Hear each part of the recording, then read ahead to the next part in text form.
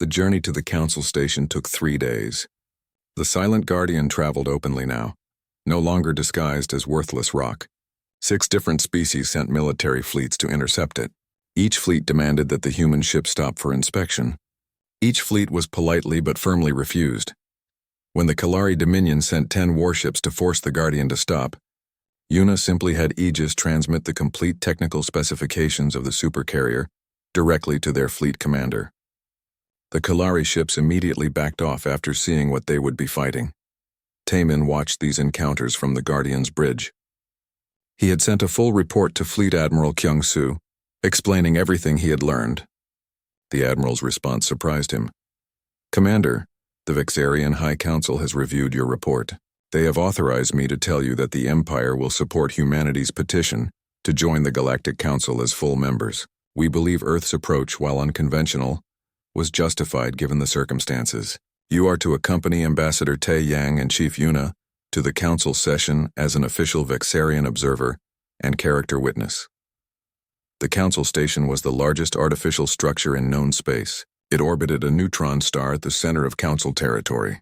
Thousands of ships from hundreds of species docked there daily. Today, it seemed like every ship in the galaxy had come to witness what would happen. The Silent Guardian docked at a special berth, normally reserved for Council founder species. Its arrival caused quite a stir. The ship was enormous, dwarfing most vessels nearby, and it was clearly human-made, bearing Earth symbols proudly on its hull. Ambassador Tae Yang met them at the airlock. He wore formal Earth diplomatic attire and looked nervous but determined. "Chief Yuna, Commander Taemin, thank you for coming. The Council session begins in 1 hour. Are you ready?" "As ready as we'll ever be," Yuna replied. She wore her military uniform with pride, medals and commendations marking years of secret service to Earth.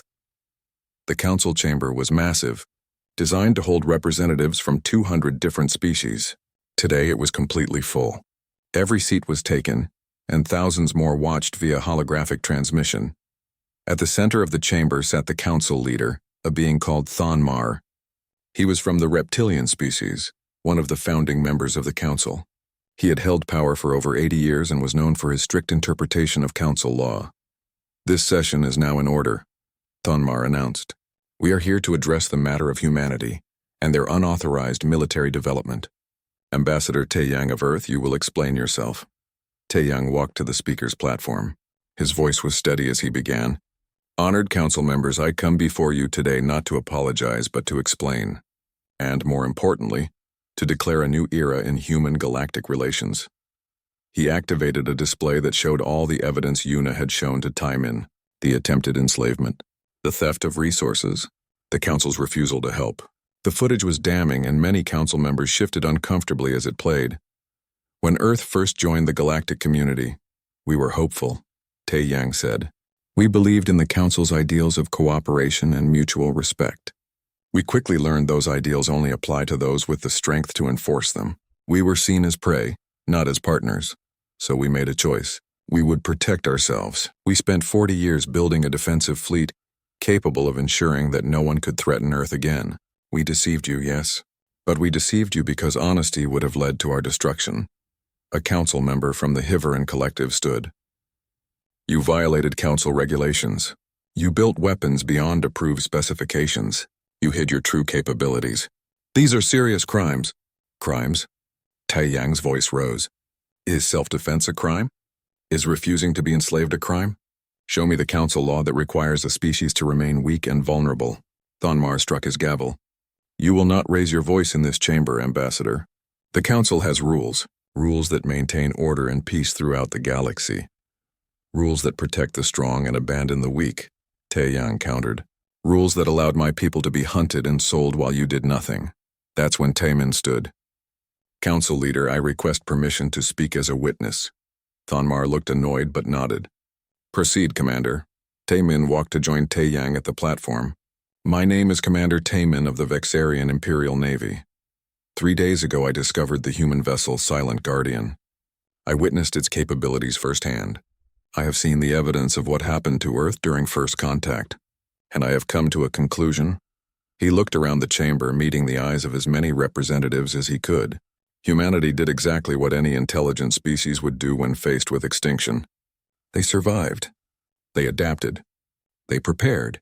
If we punish them for that, we tell every vulnerable species in the galaxy that they have no right to defend themselves. Is that the message we want to send? Another council member, this one from the Aquarian Unity, stood. But they have weapons that could threaten the entire galaxy.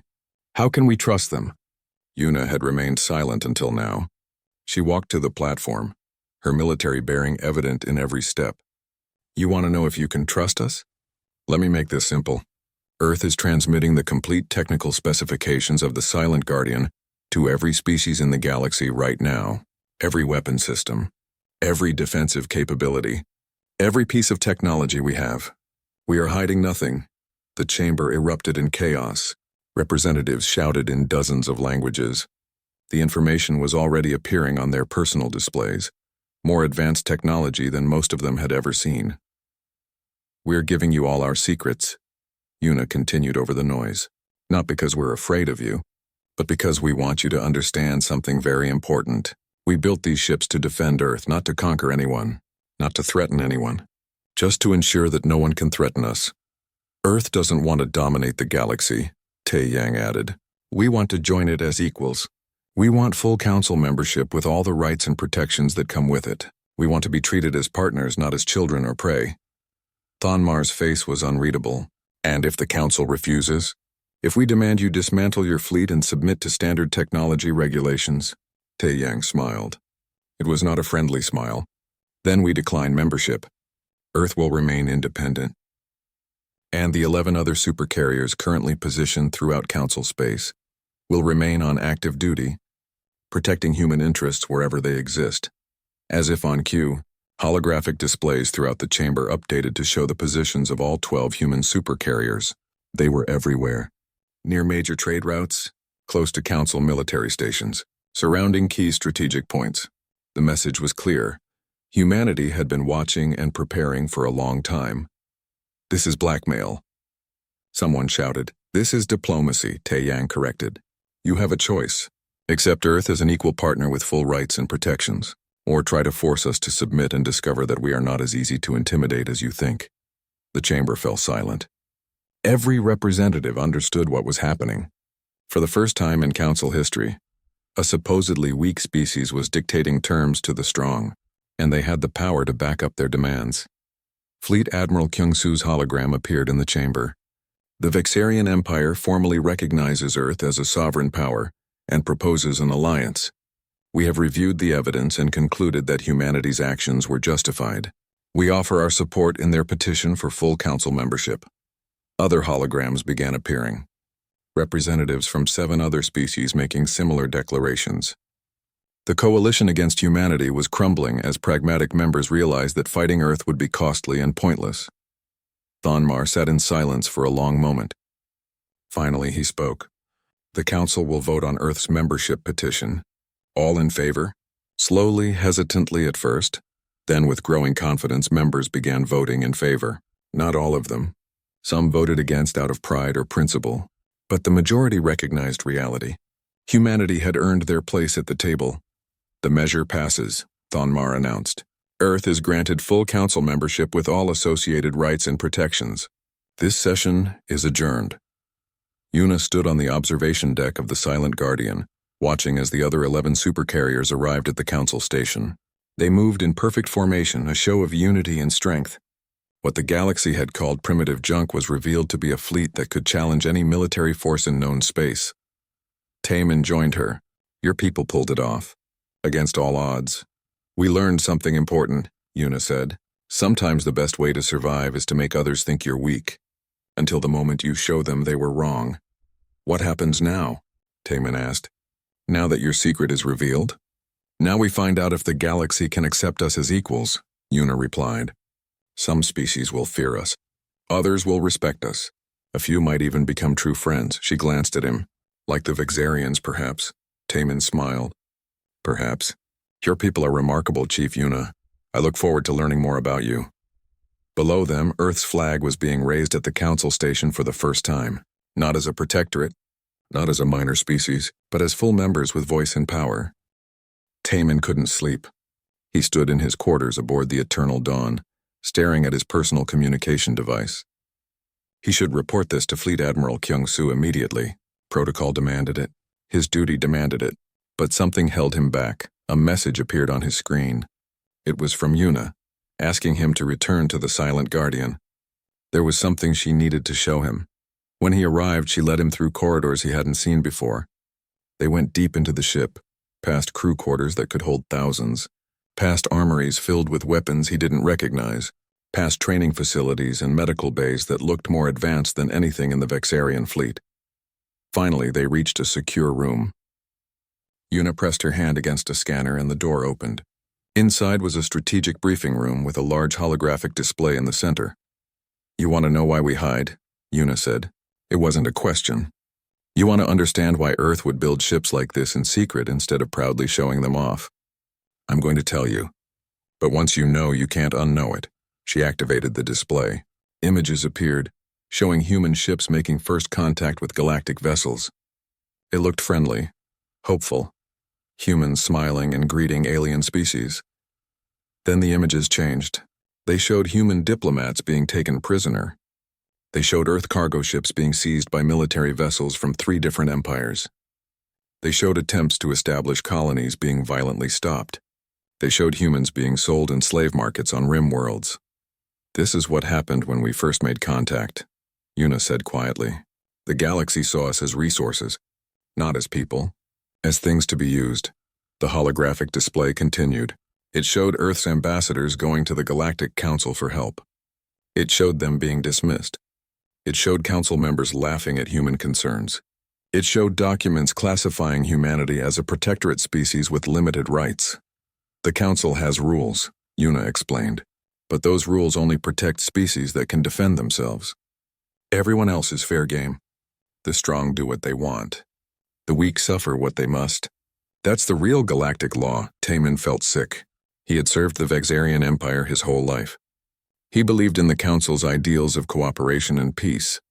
But watching this evidence, he couldn't deny the truth of what she was showing him. "So Earth's government made a decision," Yuna continued.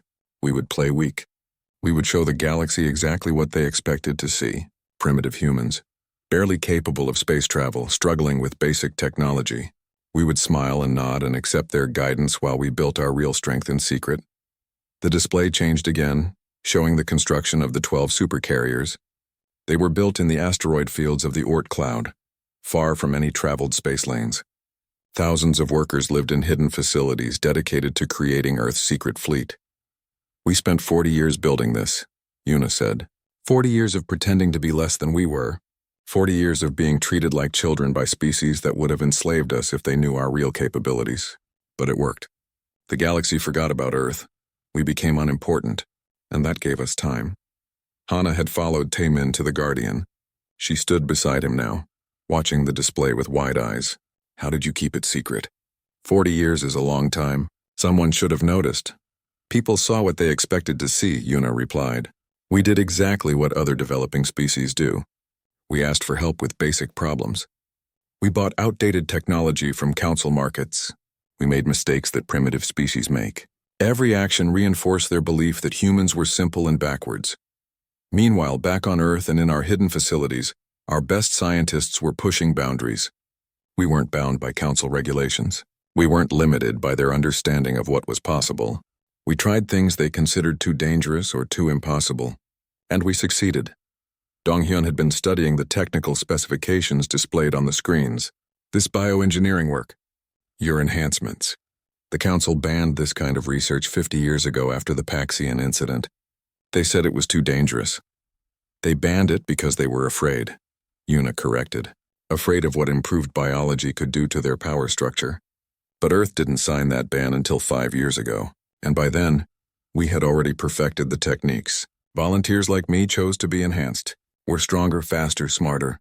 We heal from injuries that would kill normal people. And we can interface directly with our technology." She tapped her head. "I can communicate with Aegis without speaking. I can process information faster than any computer terminal. I can run complex calculations in my head while fighting in combat. We created ourselves to be the defenders our species needed." Jiwoo looked troubled. "But if you have all this power, all this technology, why continue hiding? Why not reveal yourselves and demand the respect you deserve?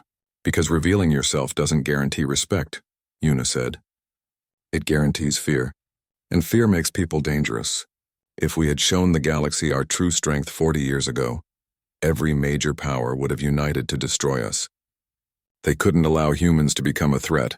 But now? Taemin asked. What happens now? The Krillians who escaped will talk. Word will spread. The galaxy will know humans have been hiding their capabilities. Yuna smiled sadly. Now we find out if we prepared enough. Earth's military command has been planning for this day. We knew eventually someone would discover one of the carriers. We hoped it would be later when we had more ships, more defenses. But life doesn't wait for perfect timing. An alert sounded throughout the ship. Aegis's voice filled the briefing room. Chief Yuna, I have detected a priority transmission from Earth High Command. Ambassador Taeyang is requesting immediate communication. Put him through, Yuna said. A hologram appeared showing a middle-aged human man in formal diplomatic robes. He looked tired and worried. Chief Yuna, we have a situation. The Galactic Council has called an emergency session. Multiple species are demanding answers about the human warship that destroyed a Krillian fleet. They're threatening sanctions. Some are talking about military action. What does Earth Command want me to do? Yuna asked. The decision has been made, Taeyang said. All 12 supercarriers are being activated. We're ending the deception. Humanity will reveal itself fully to the galaxy. The question now is whether we do it peacefully or at gunpoint. Taemin stepped forward. Ambassador, I am Commander Taemin of the Vexarian Imperial Navy. My crew and I witnessed what happened here. I would like to speak in your defense at the council session. Taeyang looked surprised. You would do that? Even though we deceived everyone? You didn't deceive out of malice, Taemin replied. You deceived out of necessity. I've seen the evidence. I understand why Earth did what it did. The council needs to hear that not all of us see humans as a threat. Thank you, Commander, Taeyang said sincerely. Your support means more than you know. But be warned, speaking for humanity will make you unpopular with many council members. Your career may suffer. Taemin looked at his crew. Hana nodded. Jiwoo nodded. Donghyun nodded. Even Junho's voice came through the communication system from the Eternal Dawn saying he agreed. Some things are more important than careers, Taemin said. Truth is one of them. Justice is another. We'll stand with you. Yuna looked at the Vexarian commander with new respect. Then we go to the council together, and we show the galaxy that humanity is done hiding. The Krillian commander called himself Voltar the Merciless. He earned that name by showing no mercy to those who refused to surrender their cargo. His 12 ships surrounded the small research vessel and the strange asteroid structure. It looked like an easy raid. Small vessel, you will surrender all valuable materials and technology. Voltar broadcast. Resist and you will be destroyed. You have 5 minutes to comply. Inside the silent guardian, Yuna listened to the transmission with cold eyes. She turned to Taemin. I need to get to the main reactor. The guardian needs full power to operate all systems. We'll help, Taemin said immediately. Junho is an excellent engineer. He can assist you, Yuna nodded. Have him meet me at reactor level 3.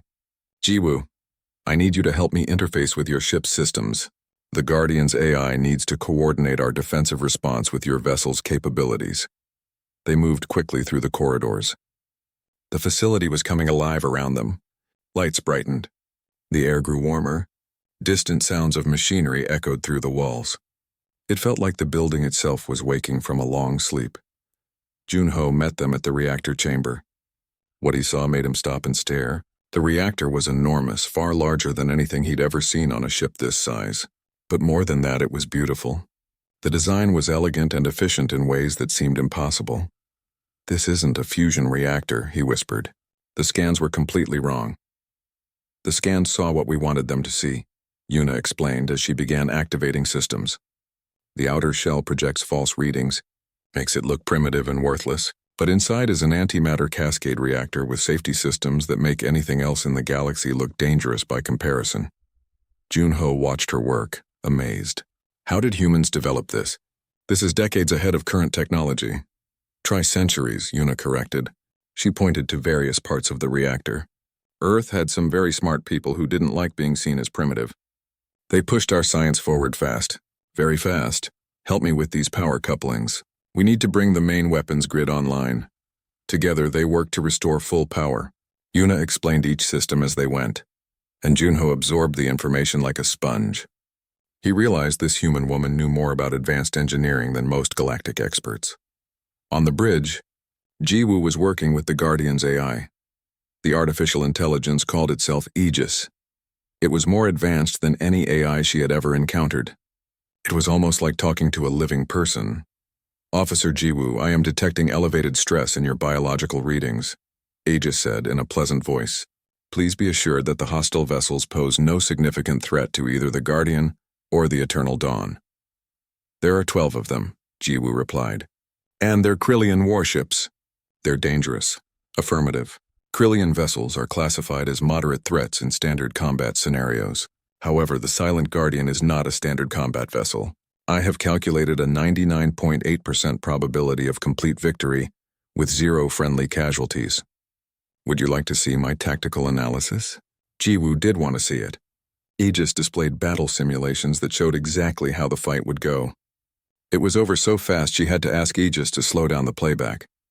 Outside, Voltar was growing impatient. 5 minutes had passed. The small vessel had not responded to his demands. The asteroid thing had powered up, which was interesting, but it still looked like old junk. "Time to send a message." "Fire on the research vessel," Voltar commanded. "Disable their engines. Show them we mean business." 3 of his ships opened fire. Plasma bolts streaked through space toward the Eternal Dawn. They never reached it. The Silent Guardian moved. The entire massive structure shifted, placing itself between the incoming fire and the smaller ship. Point defense systems emerged from hidden ports across its hull. Thousands of small turrets tracked the incoming plasma bolts with perfect precision. Every single shot was intercepted and destroyed before it traveled halfway to the target. Voltar stared at his screens. "What was that?" "Analyze that defense system." His weapons officer looked terrified. "Sir, I've never seen point defense that accurate. The targeting speed alone is beyond our capability. And there are so many turrets, thousands of them, maybe tens of thousands. It doesn't matter how many turrets it has," Voltar growled. "Concentrate fire on the asteroid structure. All ships full weapons barrage. Burn it down." All 12 Krillian ships opened fire at once. It was enough firepower to destroy a small moon.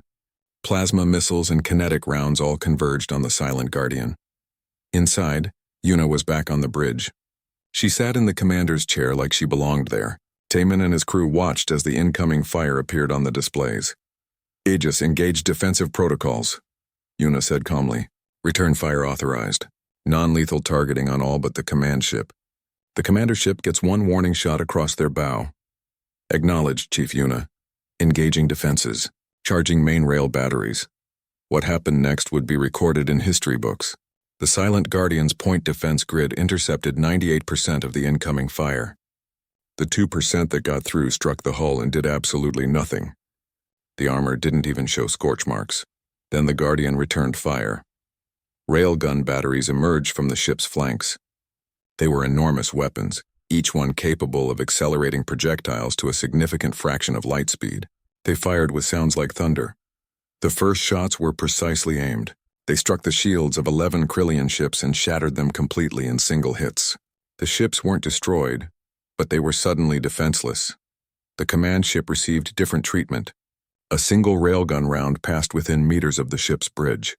The projectile was moving so fast that the shockwave alone caused alarms to blare throughout Voltar's vessel.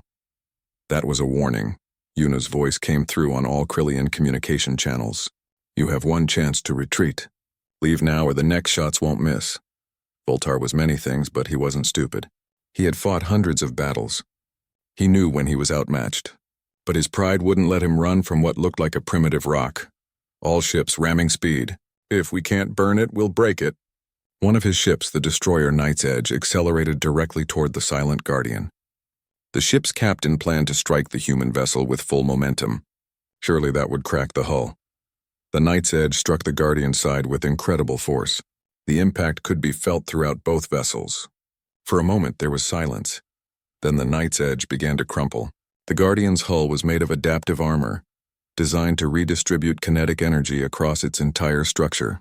The Krillian ship might as well have rammed a mountain. Its front section collapsed inward. Systems failed throughout the ship. The vessel went dead in space. Impossible, Voltar whispered. Yuna's voice came through again. I told you to leave. You chose violence. Now face the consequences. The Silent Guardian's weapons fired again. This time they targeted engines and weapon systems specifically.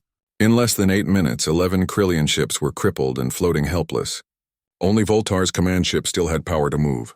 Leave now, Yuna said. Tell everyone you meet what happened here. Tell them that humans are not prey. Tell them that attacking us was the worst mistake you ever made. Voltar didn't need to be told twice. His ship turned and fled, broadcasting emergency warnings about the human death fortress to anyone who would listen. The remaining Krillian crews surrendered unconditionally. They were terrified of what else this strange ship might do to them.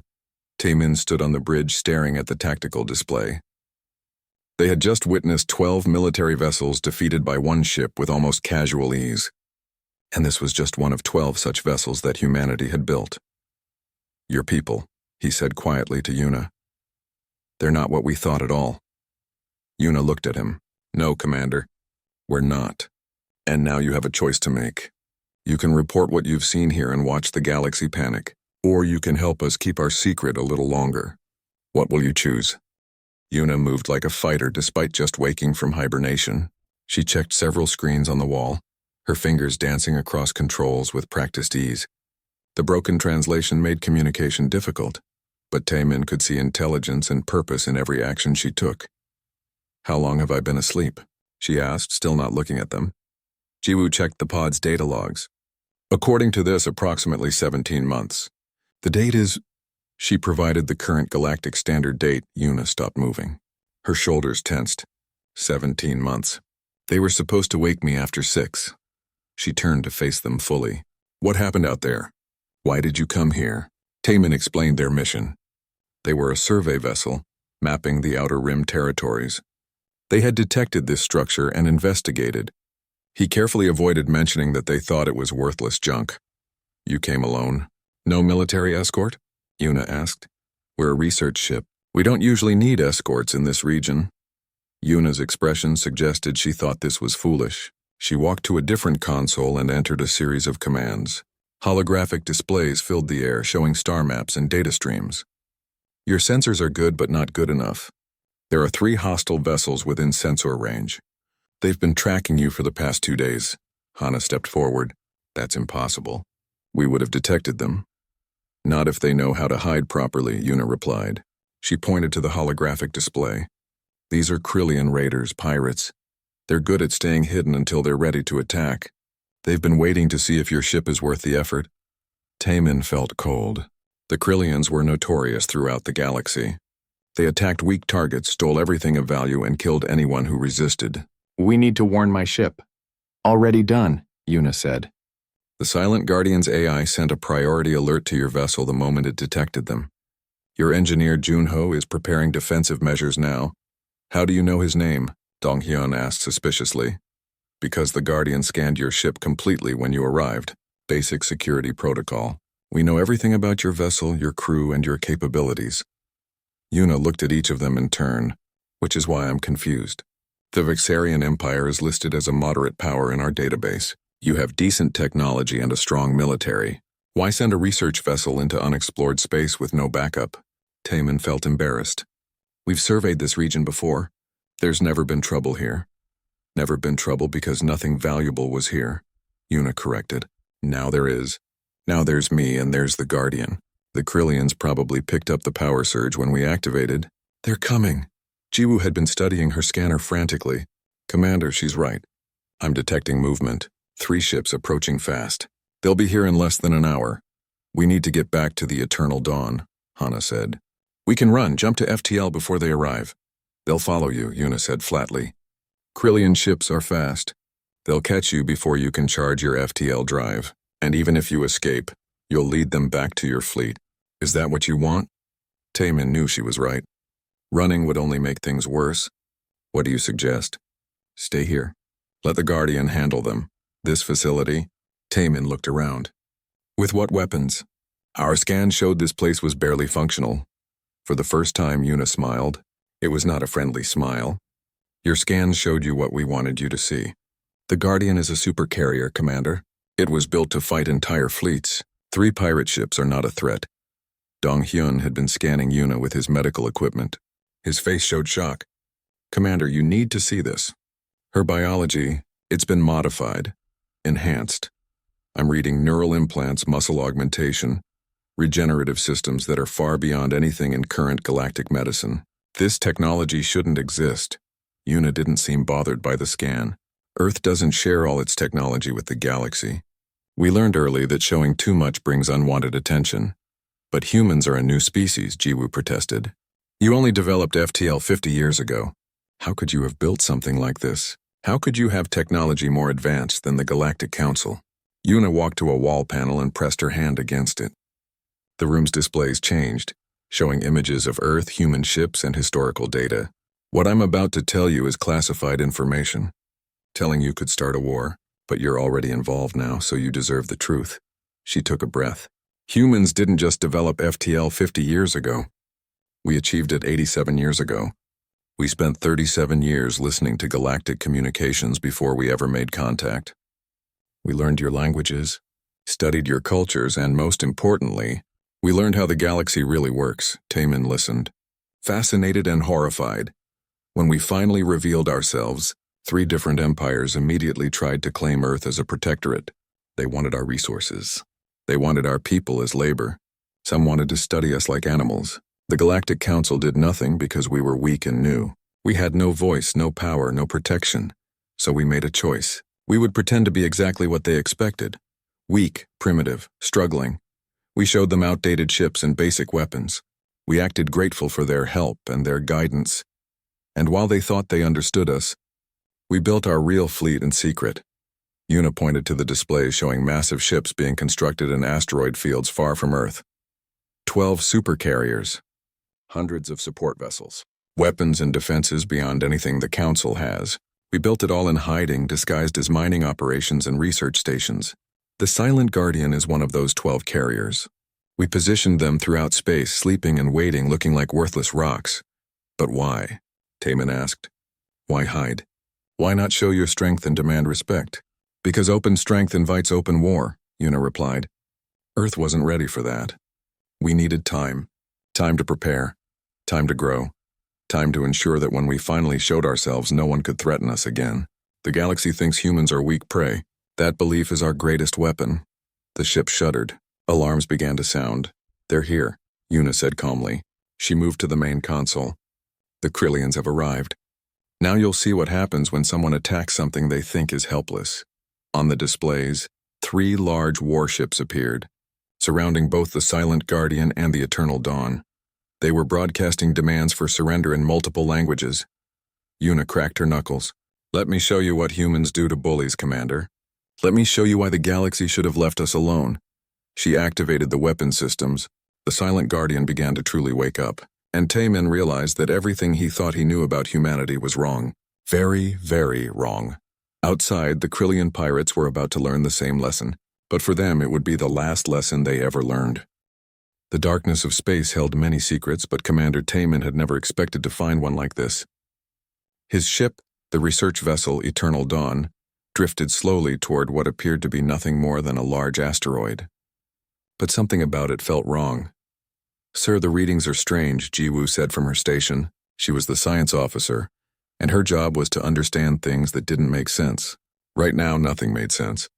This asteroid is moving in a pattern. Asteroids don't do that naturally. Taemin leaned forward in his chair, studying the massive rock on the main screen. It looked old and worthless. The surface was covered in rough stone and metal that appeared ancient. Their scanners showed primitive fusion reactors inside, the kind of technology the galaxy had stopped using thousands of years ago. No shields. No weapons that they could detect. Just a dead piece of space junk. Maybe it's just debris from some old civilization, said Dong Hyun, the ship's xenobiologist. He didn't sound convinced by his own words. Fleet Admiral Kyung-soo's face appeared on the communication screen. He was back at the main fleet several light years away. Commander Taemin, what's the status of this derelict? Is it worth our time?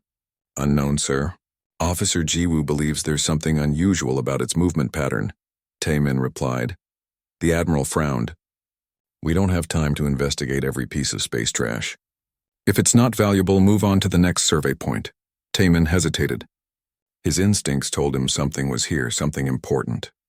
Request permission to conduct a brief landing party investigation, sir. Just 2 hours, Kyung-soo sighed. Fine, 2 hours, Commander. Then you rejoin the fleet. Understood? Yes, sir. Thank you, sir. The communication ended. Taman turned to his crew. Hana Donghyun Jiwoo, you're with me. Junho, you have command of the ship while we're gone. Junho nodded from the engineering station. Be careful down there, Commander. The landing party took a small shuttle to the asteroid's surface. As they approached, Hana noticed something odd. She was the weapons officer trained to spot danger. Sir, look at these markings. This rock has been in combat recently. Taman examined the scorch marks she pointed to. They were fresh, maybe a few months old. But they were shallow, almost like someone had painted them on rather than actually fighting here. That doesn't make sense. If this place was attacked, where are the deep impact craters? They found an entrance, a massive door sealed into the rock face. It took Jiwoo 20 minutes to hack the primitive locking system. When the door finally opened, stale air rushed out. The corridor beyond was dark and cold. Power is offline, Jiwoo said, checking her scanner. But the life support systems are still functioning at minimal levels. Someone built this place to last. They walked deeper into the structure. Emergency lights flickered on as they passed, responding to their movement. The walls were made of thick metal, covered in symbols that none of them recognized. Taman took pictures of everything, knowing the Galactic Archives would want to study this. Commander, I'm picking up something ahead, Donghyun said. It feels like a hibernation chamber? They found it in a large room at the center of the structure. Rows of empty pods lined the walls, all open and abandoned. But one pod in the center was still sealed, still active. Through the frosted glass, they could see a figure inside. It's a human, Jiwoo whispered. A human woman. Humans were known to the galaxy, but not well. They had only achieved faster than light travel about 50 years ago. Their technology was basic. Their ships were slow and their military was weak. They stayed in their home system mostly, rarely venturing out into deep space. The Galactic Council considered them a minor species, barely worth noticing. So what was a human doing here in a structure that predated their FTL capability by at least a century, according to the architecture? Should we wake her? Hana asked. Taman considered this. Jiwoo, can you access the station's computer core? I want to know what this place is before we wake anyone up. Jiwoo found a terminal and connected her portable scanner to it. Her fingers moved quickly across the controls, bypassing security protocols that were surprisingly complex for such a primitive-looking system. I'm in. Accessing historical logs and... Wait. Red lights suddenly blazed throughout the room. An alarm began to sound loud and urgent. The floor beneath them vibrated. What did you do? Taman shouted over the noise. I don't know. I just tried to access the main computer, Jiwoo yelled back. The hibernation pod began to open. The woman inside took a sharp breath, her eyes snapping open. The lights in the room grew brighter. The vibrations increased. Taman's communication device crackled to life. It was Junho from the ship. Commander, you need to see this. The asteroid is changing. What do you mean, changing? The surface is moving. Panels are opening! I'm detecting massive power surges throughout the structure. Sir, this isn't an asteroid at all.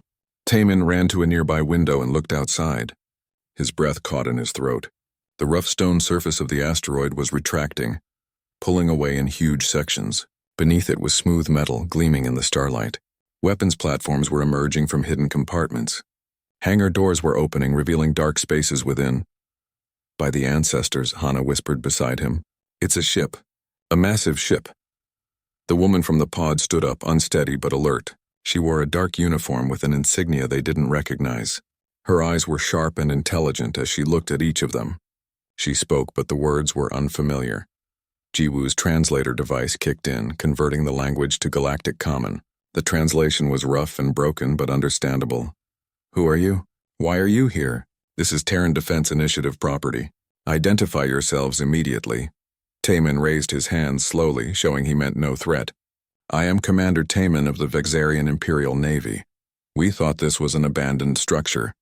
We didn't know anyone was here. Who are you? The woman studied them for a long moment. Finally, she spoke again, and the translator worked to interpret her words. I am Engineering Chief Yuna. This is the TDI Fortress Silent Guardian, and you just woke up humanity's first supercarrier. Outside the window, the transformation continued. What they had thought was a worthless rock was revealing itself to be something else entirely. Something powerful. Something dangerous. Something that would change everything they thought they knew about humanity. And somewhere in the depths of space, something else had noticed the power surge. The Krillian pirates were coming, hungry for salvage and blood. They had no idea what they were about to encounter,